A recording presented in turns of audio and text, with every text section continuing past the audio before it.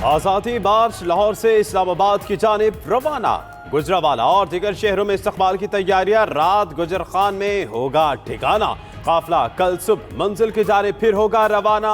JUI के अमीर फजल रहमान का कहना है आजादी मार्च मजीद सख्त होगा। ये धरना नहीं तहरीक है। इस्लामाबाद पहुंचकर मुतालबात सामने रखेंगे। वजीर आजम उनके इस्लामाबाद पहुंचने से पहले इस्तीफा दे दे।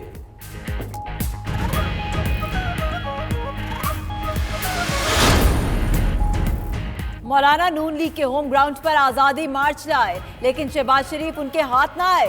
सदर नून लीग ने आज़ादी मार्च में शिरकत की, न फजलुर रहमान से मुलाकात। मीनार पाकिस्तान पर जलसे में भी नून लीग का कोई रहनुमा दिखाई नहीं दिया। फजलुर रहमान की नवाज शरीफ से मुलाकात की ख्वाहिश भी पूरी ना हुई। उधर सिंध में बिलावल भुट्टो ने भी मौलाना से मुलाकात नहीं की थी।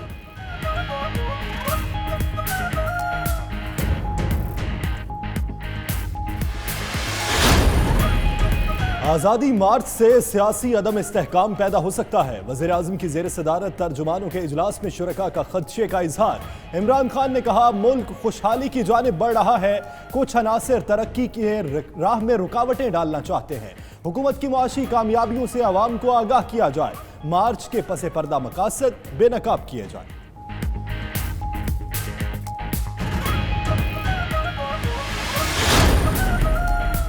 आज़ादी मार्च के शुरका पर ताकत का इस्तेमाल आखिरी ऑप्शन होगा। हुकूमत का आज़ादी मार्च का सियासी अंदाज में मुकाबला करने का अज़्म। ज़राए के मुताबिक हुकूमत ने फैसला किया है कि JUI ने धरना दिया तो भी मुज़ाकरात ही किए जाएंगे। वज़ीर आज़म का कहना है अपोजिशन मुआहदे पर कायम रही तो हुकूमत भी पासदारी करेगी। आवाम को मुश्किल नहीं होनी चाहिए।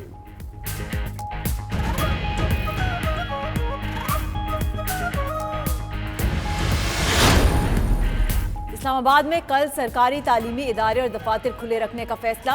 डिप्टी कमिश्नर का कहना है कल शहर में सरकारी तातील नहीं होगी, ट्रांसपोर्ट भी चलेगी। उधर वफाकी दारुल-हुकूमत में कल निजी स्कूल्स बंद रखने का फैसला। महकमा तालीम के मुताबिक रावलपिंडी में कल तालीमी इदारे बंद रहेंगे। उधर IG आमिर जुल्फकार का JUI के जलसे के लिए मखसूस जगह का दौरा।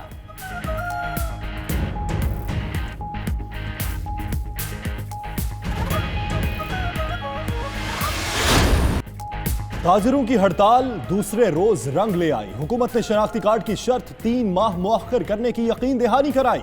हुकूमत और ताजरों के मुज़ाकरात कामयाब। हफीज शेख का कहना है शनाख्ती कार्ड की शर्त का कानून मौजूद है। खरीदारी पर कार्ड की शर्त 31 जनवरी 2020 तक मुअख्खर की। मसाइल के हल के लिए ताजर नुमाइंदों की कमेटियां और FBR में डेस्क बनेगा। टैक्स फॉर्म उर्दू में होगा।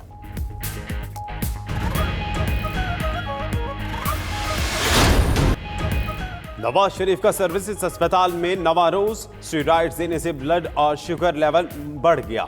नॉर्मल होने पर PKLI से पेट स्कैन कराने का फैसला। नवाज शरीफ अलसुब डेंटल वार्ड में चेकअप के लिए खुद चलकर गए। उधर नवाज शरीफ के प्लेटलेट्स में उतार चढ़ाव। मामूली इजाफे के बाद 28,000 हो गए।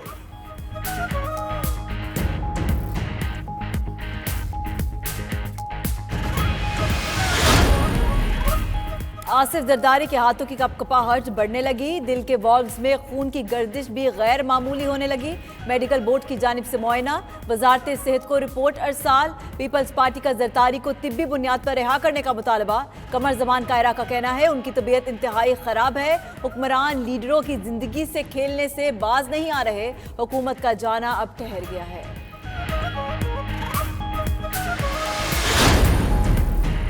प्रेस कॉन्फ्रेंस में आला अदलिया के खिलाफ रिमार्क्स देने पर फिरदौस आशिक अवान को ताहीन अदालत का नोटिस जारी। इस्लामाबाद हाई कोर्ट ने वज़ीर आज़म की मुआवन खुसूसी बराए इत्तलात व नशरियात को 1 नवंबर सुबह 9 बजे तलब कर लिया।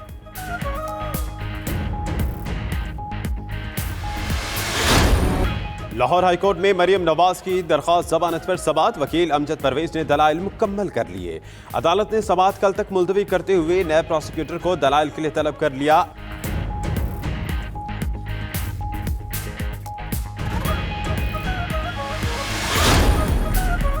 पेट्रोल 1 रुपया, हाई स्पीड डीजल 27 पैसे लीटर महंगा करने की सिफारिश। पेट्रोलियम मसनूआत की कीमतों में रद्दोबदल की समरी वजारत खजाना को अरसाल। ओगरा जराए के मुताबिक 1 नवंबर से मिट्टी के तेल की कीमत में 2 रुपये 39 पैसे फी लीटर कमी की सिफारिश की गई है। लाइट डीजल की कीमत में 6 रुपये 56 पैसे कमी की तजवीज़।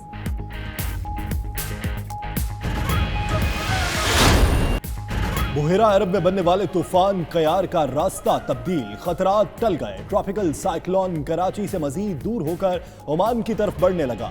तूफानी और तेज हवा के बायस ऊंची लहरें बनती रहेंगी। उधर कराची के मुतासरा साहिली इलाकों में पानी ताहाल मौजूद। चश्मा गोट, इब्राहिम हैदरी, रेडी गोट और लट बस्ती की गलियां ज़ेर-ए-आब। दीगर साहिली शहरों में भी खौफ के बादल बरकरार।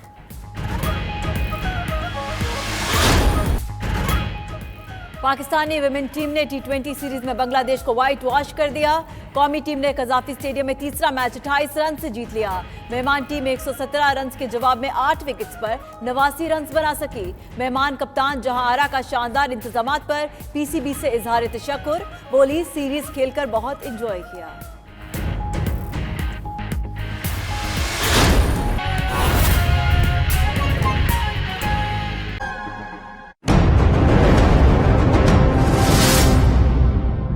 और यह हुकूमत जज्बा इंतकाम में इस कदर आगे चली गई है कि उन लीडरों की जान से खेलने की भी इनको परवाह नहीं।